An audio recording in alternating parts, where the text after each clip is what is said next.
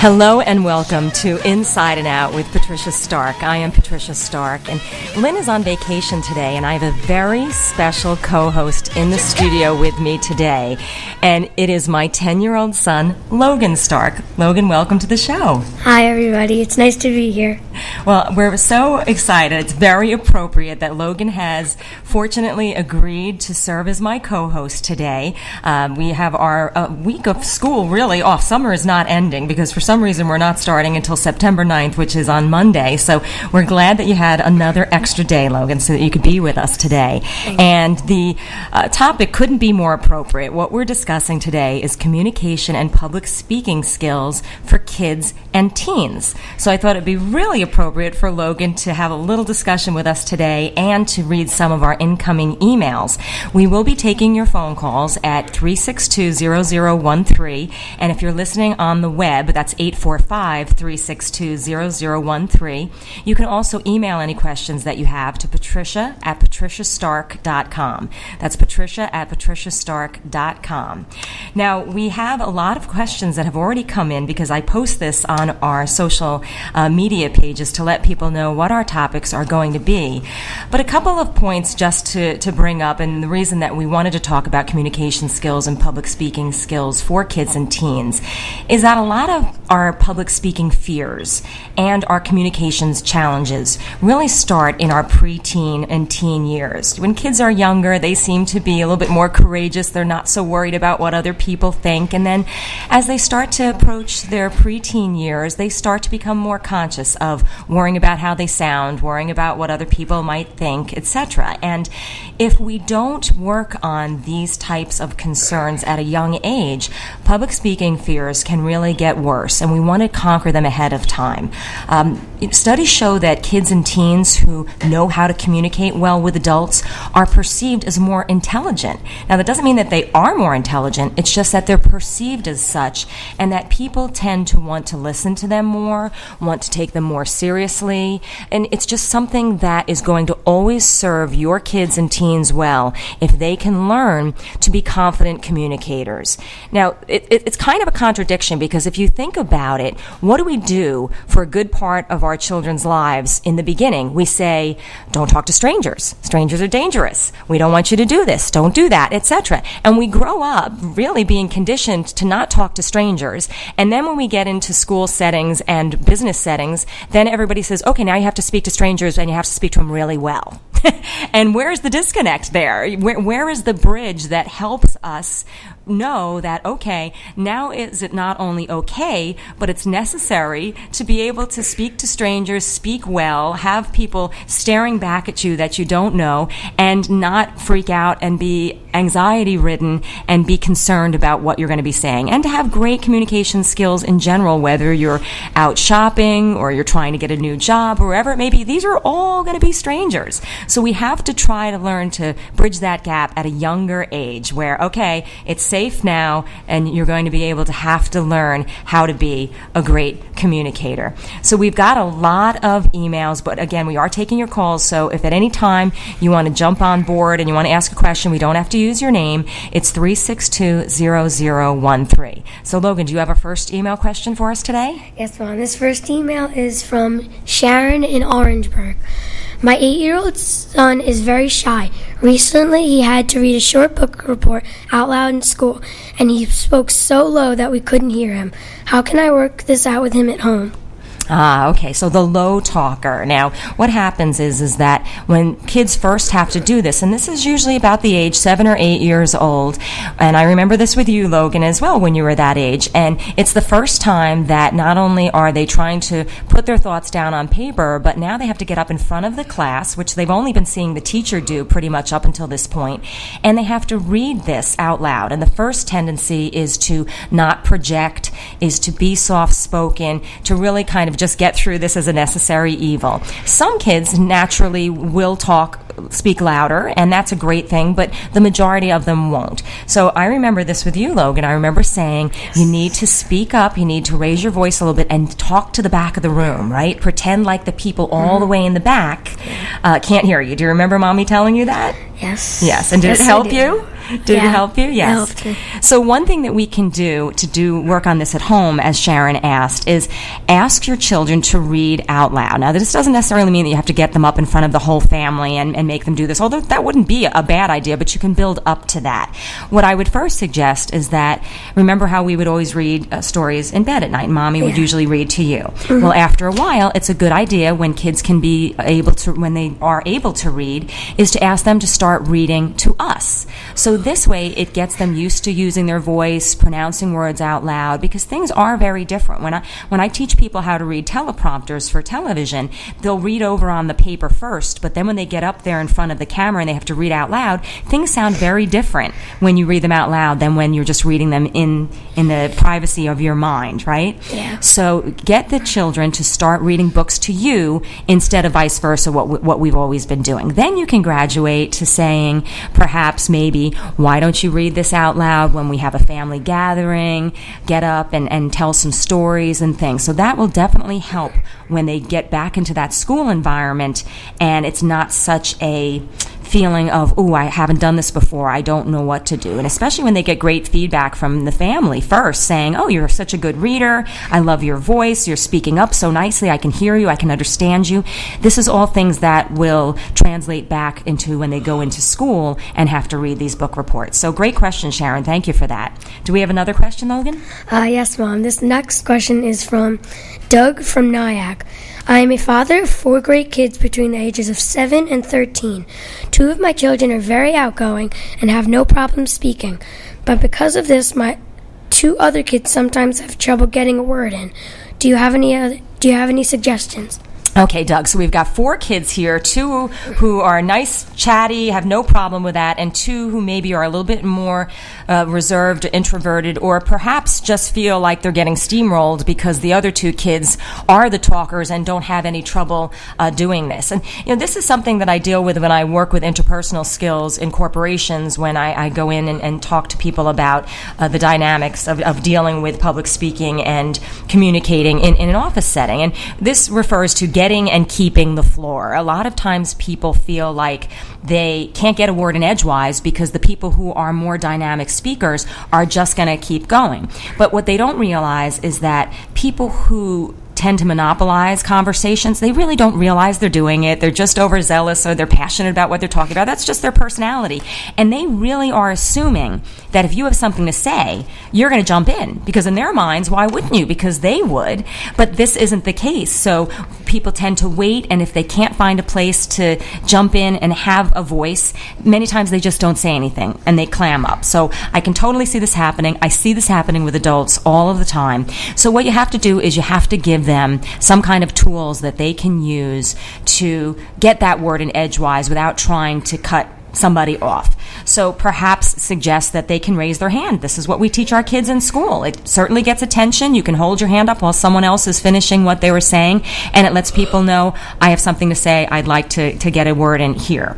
Or you can put up a place marker. Let's say that we're sitting at a dining room table. Maybe there is something you can keep on the table, like any kind of item, whatever type of item it is, and if somebody grabs that item and puts it into the middle of the table, that means that their turn to speak is next. So these are kind of rules that you could actually create for your own household setting so that it's easier for people to get that word in edgewise if it's not something that naturally comes easy to them. And again, this is something that people use in the corporate setting. Or if someone really is filibustering and just going on and on and on, you could simply just touch their arm and say, excuse me, or say, could you just hold that thought? I just wanted to add something before we, continue further. So that, again, is something that I think will work well at home because we're allowed to touch each other. We could just grab someone's shoulder gently or touch their arm or their thigh or their knee just to basically say, let me just get something in here because you've been going on for a while. All right, and then another thing that you might want to do is there is a fun game which is called the toilet paper game. And this is something that you can use to encourage people. You can even use this as a party game if you have people over to your house that are visiting. Everybody sits around a table and you pass around a roll of toilet paper, and you don't tell anybody why, but you tell them to take as many pieces as they would like. So some people will take 1 piece, some people will take 2 or 3 pieces, some people may take 6 or 7, and some people may really roll the roll and take a bunch off. So now everybody's got their pieces of paper, and now you say to them, all right, each person now is going to tell us one thing about themselves for each piece of paper that they have. So let's say that a child selects 3 pieces. Now they have to tell you 3 things about themselves, or 3 things that they like, or 3 things that they would like to do, or 3 things that maybe they're unhappy about, whatever it may be. So the great thing about this is that no one realizes why they're taking the amount of pieces that they're taking, and now they're stuck with it. So if somebody was being a smart aleck and rolled off 10 or 15 sheets of toilet paper, now they have to talk about 10 or 15 things. So this is a great, fun, conversational type of game that works well with adults in parties or getting to know each other, but it works good with families and kids too. Logan, do you have another email for us? Yes, Mom. This next email is from Avis from Spring Valley. I was a very shy child and teenager, and my 14-year-old daughter seems to be following in my footsteps. Should I just let her grow out of it like I did? Yeah, I know this is a tough question, and I can certainly really relate to this, Avis, because I was really, really shy as a kid. I think it's why I do what I do for a living, in helping people confidently communicate, because I remember that debilitating, frozen fear of not being able to raise my hand in class, or not being able to walk up the lunch line by myself without bringing a friend, or open up my mouth when I knew the answer. And I really wish that somebody could have given me more tools. I mean, my parents were great. They were always trying to build up my confidence and things like that, but I really wish that I could have gotten involved in maybe some more community events at a much younger age, or speaking at church, or maybe a Toastmasters for kids, or going somewhere where I would be forced, because you really do get desensitized. The more that you do this, the easier it gets, and that is true for everybody. And I really think that at the younger age, the better. It's only going to help someone have more self-esteem, better confidence. You will even do better in school and in your interpersonal skills when you feel like you can own your voice and really have that ability to say what is on your mind. So things that I think can really help are audiobooks, personal development audiobooks. Even if you just go to YouTube and you type in public speaking videos, there's all kind of things that will give kids and teens tips about how to speak better, what are the right thoughts to think, so you're not worrying about what other people are thinking. Anything that you can do to help her self-esteem right now. There's a gazillion audiobooks and all different types of things. And anytime you could maybe even get her involved in a community event or something that she has a passion for, or a cause. Many times when you're talking about something that isn't you and you're fighting for someone else, a cause or a fundraiser or something where you know you're helping other people, it's a lot easier to speak up and find your voice because you don't feel like it's about you and you're not so self-conscious. So I think don't wait. Don't let her wait it out. If you can try to help her at a younger age, it's only going to serve her better. So again, we are taking your emails at patricia@patriciastark.com, and our live call-in number is 845-362-0013, and this is Inside and Out with Patricia Stark, and our special radio co-host today is my 10-year-old son, Logan Stark, who's doing a really good job reading the email today, Logan. Thanks. Do you have another email for us? Yes, Mom. This next email is from John from Stony Point. My 16-year-old son will be taking a class this year in high school that will require him to give a presentation. School hasn't even started yet, and he's already worrying about getting up and speaking in front of the class. Any words of advice? Yes, we die so many deaths before we actually get into the situation, don't we? And what that basically refers to is a quote that I don't know who I'm quoting, but it's something that I've always remembered reading, where we live this fear so many times before we actually get into the situation, and then by the time we get in the situation, we're already feeling dead because we have conquered ourselves before it has even happened. So really the best advice for your son or anybody that has to get up and give a presentation, and the biggest problem is that we don't have to do this all the time. If you did this every day, if anybody had to speak in front of other people or groups every day, you would get good at it. You just would. It would become something that you had to do and something that was part of your job or part of your thing, and you'd get good at it. The problem is that we don't do it all the time, and even if we start to feel like we've gotten good halfway through, it is something that now nothing's going to happen for however many months, and we don't have to give another presentation. So the first and foremost thing, as far as being grounded and feeling like you're not going to go running out of the room screaming or lose your place or faint, is prepare prepare, prepare, prepare. The most important thing that anybody can do, and John, your son, has to trust that he knows what he's talking about. So when he finds out what his topic is and how long the presentation has to be, don't put it off. Don't wait till the last minute. Start working on it right away, even if it's just a little bit each day, because then it's not overwhelming. Then it's not this mad rush and this mustering it up right beforehand to where you feel like you don't know what you're talking about and you're not prepared. So the more preparation ahead of time at a nice, calm pace will make him feel like, you know what? I know what I'm talking about. I don't have to second guess myself. And even if I get nervous, I still have that anchor of knowing that I know what I'm talking about. And also have him think about, when he does the presentation, how, in what way is going to give value to the people who are listening. So if it's his classmates and he's giving a presentation about Abraham Lincoln, what could he tell them about Abraham Lincoln that could benefit them, that they could maybe use in their everyday, day-to-day life, and maybe talk about it from their perspective? Yeah. Maybe kids find history boring sometimes. How can I make this fun and interesting and pretend that he's the one in the audience, and why would he want to listen to this speech, and why would he be interested to learn something that he might have to say? But the most important thing is prepare, prepare, prepare, because once he trusts that he knows what he's talking about, he's going to get up there, and even though he's going to be nervous, and by the way, people say, I shouldn't be nervous, they beat themselves up for being nervous. No, you're going to be nervous. Part of speaking is starting to be comfortable, learning to feel uncomfortable. It's okay to be uncomfortable. Expect to be nervous. You don't do this all the time. And usually when you're nervous and you give a darn about it, that's when those butterflies and those emotions come forward, and say, you know what? It's just part of the deal. I'm expecting to be nervous. It's going to make me sharp. It's going to give me a little bit of energy. And don't fight it. Don't let it become something that you're fighting and saying, well, I shouldn't be nervous. Of course you should be nervous, but just prepare so that you know what you're talking about, and that's going to help. And if you send him to my YouTube channel, John, it's Patricia, it's youtube.com/Patricia Stark, COM, like short for communications, no dot in there. So youtube.com/Patricia Stark, com. I have all the archives of this show that I've turned into videos, and there are a couple of them in the archives specifically on public speaking skills and tips. So he can go there and also just Google it on YouTube, and there will be more information there. Logan, do we have another email? Yes, Mom. This next email is from Paula from Nyack. Do you have any other ideas for games I could play with my kids to get them to read out loud better?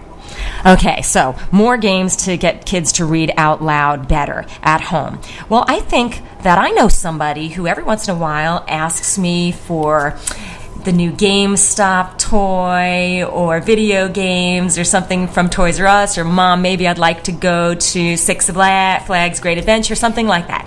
I think that when your kids are asking for a toy or a place to visit or something to do or a treat, I think that a fun game would be ask them to make a case for it like a lawyer. So tell them, that's great, whatever toy it is that you want or whatever place it is that you'd like to visit, I want you to go online or look through magazines, research what this toy is all about or what this place is all about that you want to visit, write up a little paragraph on why you think that we should go or I should buy this for you and how you will benefit from it, how you will use it, why you're excited about it, and then have them stand up in the family room and state their case and have them read out loud as to why they would like this particular item or why they would like to go on this adventure, and then tell them that if they do this and they work hard and they do a good job, that will be their reward. What do you think of that, Logan? Yeah, that's cool. Okay, next question. This next question is from Lynn from Nanuet. I'd like my child to be able to describe things better to me, to be able to express herself, not just reading out loud, but talking about things in general. Okay, Lynn, so I think what you're asking is we've been talking about how can people read out loud from book reports or do public speaking events, things like that, but you're saying you just really want your child to be able to express herself, just talking about things in general. So what I might suggest here is a tool that they use at Toastmasters, which, if you don't know what Toastmasters is, that's a group where people can go to learn to overcome their fear of public speaking and to get better at it. So one of the cool things that I know that they do is they'll take a bunch of random items, and you could get these from all around your house, whatever they may be, and put them in little manila envelopes or little envelopes. And you could do this with one child, or you could do this with however many children you have or your family members. And you put them in a basket. They're sealed. And then you pass this around, and everybody takes one envelope out and has to get up in front of the room, and then they open the envelope, and they have to talk about the item. So let's say that the item is a canned ham, a small canned ham. I don't know where I came up with that and why that would possibly fit in an envelope, but let's just say it does. Then the child could say, well, you have to open it with a can opener, and you have to cook it, but it's pre-cooked. It might be salty, whatever it may be. Or if it's a nail file or a nail clipper or whatever item you can think about in your house, you got to be able to somehow talk about it. Another suggestion might be a lot of people love, especially if it's a girl, and I think that Lynn said that it's a girl, yes, maybe get some items that she really likes, like hair clips or makeup or jewelry or an album that she's listening to, a DVD or an iPod or whatever it may be, and have her pretend that she is a host on QVC, and she's got to talk about it and sell it to somebody watching and tell them about all the features and benefits. This is something that works really well with adults, and I think it could be a fun game to use with kids. And I do think that we have a call. Hi, you're on Inside It Out. Good morning. Good morning. First of all, Logan, you're doing a good job. Very good. Say Thank you. Thank you. Let's see, where could I start? My question is, I was born in Haverstraw, and I went to school there and everything, and I found out that people from a religious school seem to be more mature, male and female, about speaking. And I mentioned this a few times. I think the guys and girls nowadays should be wearing uniforms, because that would cut out a lot of competition, Yeah. a lot of insecurity for males and females. Yeah. I mean, I've heard them talking about, oh, did you see the shoes this one was wearing, the shirt or whatever. No, I still hear that. I listen to the kids. Yeah. Well, you're bringing up a couple of points here, and I have to tell you that when I was growing up, I really wish that I could have had a uniform, because, we didn't have a lot growing up, and I didn't have all the best, latest, greatest new things, and I was always self-conscious about my clothes, and I remember thinking, oh, it would be so great if I just didn't have to worry about this. So I hear where you're coming from on that, and I know that there's other people listening that are going to be, no uniforms, we want self-expression, we want kids to be able to, but I get what you're saying. It really levels the playing field. Nobody's comparing themselves to each other. No one's worrying about what they look like, because everybody looks like. So there's certainly an argument for that. But one of the points that you brought up in your first part of your question was that people that are from different religious groups tend to have better public speaking skills. And the reason for this is because they have to get up in front of the congregation. I know this for Jewish friends, for Mormon friends, for Christian friends, and any of them that I know that actively go and practice whatever religion it is, and they get their kids up and involved. I mean, Logan has gone up in front of our church in St. Catherine's many times and has read, and I specifically did that at a young age so that he wouldn't have the fear that I had that was so debilitating to me, and he's done a great job at it. So you bring up a wonderful point, because whatever it is, if it gets kids up in front of the community, in front of family members, in front of their peers, it's a wonderful thing that's going to help them be better public speakers. And I really appreciate your phone call today, because you bring up two interesting points. Thank you so much for calling. Another thing. So, Logan, one of the things that you did also was, I remember there was a time when he went up and had several paragraphs to say at church one morning, right? Yeah. And he did a really good job, but one word you messed up. And when you sat back down, you kept focusing on just that one word. And what did Mommy say to you? I said, but weren't there 200 other words that were really good? Yeah. Right? Why focus on the one word where you Right. can think about all the good other words that you said. That's right. But as humans, we do that. Even at a young age, that's built into our psyche for some reason, and we have to flip it and focus on what we did right and not what we did wrong. And something I also did was I videotaped him on my iPhone so that he could see and hear himself played backwards. And that's a great thing. Even when I work with adults for public speaking training or on camera, I will always videotape people so that they can see and hear, because most of the times we're a lot better than we really realize that we are. And once we get comfortable seeing and hearing ourselves, that's how we can continue to improve and get better. Logan, do you have another email for us? Yes, Mom. This next email is from David from Pomona.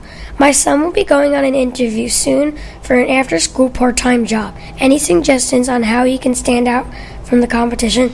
Oh, standing out from the competition at 16, trying to get a part-time job. And there certainly is a lot of competition right now in this environment and economy that we're dealing with. So this actually just happened to a very close friend of mine. Her son is about 16 or 17, and he went on an interview, and she got some really great feedback, which I think we'll use for this answer for this question. Basically, they said that he stood out because he was one of the only kids that didn't keep saying like, you know, like, you know, and he really stood out because of that. So start to pay attention. Are your kids doing that? Put them through a mock interview. Ask them some questions and see if they're in the habit of doing that, because it's a habit that we really want to break, that unfortunately a lot of adults have it. I'll let slip every once in a while in conversation. You can call me out on it on the radio. It's become so ingrained in our society that we do it. But it really is more problematic when it's multiple times. I was speaking to somebody on the phone the other day, a grown man who was trying to sell me on an idea for something that he wanted to get me involved with work, and he said, so many times that I was focusing on that I couldn't even concentrate on what he was trying to tell me over the phone. So it's very important to see what kind of habits our kids have gotten into, and be mindful that kids grow into the conversations that are around them. So start to notice what conversations are happening in your family and in your dynamic of who's around, including ourselves, and notice this. I mean, certainly, however we're speaking, that is speaking patterns that our kids pick up on, and that could mean bad habits, good habits, whatever we're doing. Just know, I mean, you can hear other kids when you know their parents, and you're like, wow, that sounds just like Jackie, because we assimilate that. So kids definitely grow into the conversations that are around them. So that was the feedback that she got. He didn't say like, he didn't say he had great manners, he knew about the company, he had researched it online and tried to learn as much about it, even though it was just a part-time job, not a career. And he also had his own list of questions, wanted to know about certain things and what his job would be, etc. And then when he got there, his mom had given him this tip. He scanned the room quickly to see if the man who was interviewing him had kids that played any sports or read any books or was involved in any hobbies that he could relate to. And I think that there was something to do with soccer that was on the wall, and he knew a lot about soccer, and he tuned into that, and now they had a real nice, human, normal conversation because he clued into something that he could talk about on a more relaxed, personal level. So those are some of the things that I would suggest. And also, if you go to youtube.com/PatriciaStark.com, and I'm not pitching my YouTube channel here, but we do have a segment on interview skills, so he could certainly tune in and listen to that. I think we have time for one more email, Logan. Do we have another email? Yes, this next email, Mom, is from Maria from Congress. Our kids are getting old enough to start bringing them to restaurants. Do you have any tips on communication skills for kids in public settings? Kids in restaurants. Well, you could either opt to only go to the kid-friendly restaurant where it's mayhem and everybody's running around screaming like maniacs, or if you want to enjoy a nicer dinner in a nicer setting, I think that some good communication skills are really important, because Logan's saying manners, right? Manners are so important, right? So first you want to make sure, I think, what does Daddy always tell you to first do when you get in there? Read the menu. And when your waiter comes, sometimes my parents, if I'm tired at night, sometimes my parents and I talk low to the waiter.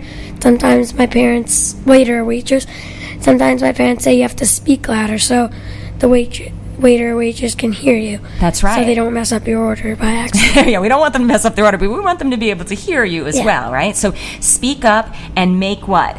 make eye contact. Eye contact, exactly, because there's nothing worse than trying to talk to somebody who's not looking at you, right? Yeah. And waiters and waitresses are really important people as well, and we want to be respectful and really look them in the eye and speak up loud and make good eye contact, right? If you don't look at them, it's rude. It's rude if you don't look at them, that's right. It kind of just means like you're focusing on something else and there's just nothing. They're just your waitress. That's right. But they're somebody They're somebody, and you want to treat them like an important person. That's right. And you want to make sure that you read the menu and that you order your food, because we get into the habit when you're younger of ordering everything for you, but it makes you feel good to order your own food, right? Yeah. Yeah, exactly. So volume, and then making sure that we're saying please and thank you and excuse me if we want to ask for something else, right?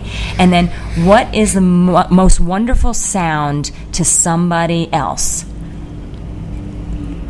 Their name. Oh, yeah. Right. So if it's a restaurant that we go back to or a place that we go back to, learn people's names and use them, right? Like Zapata. Well, that's not all right. We can't give anybody any free publicity of a restaurant that we go to. But you're right.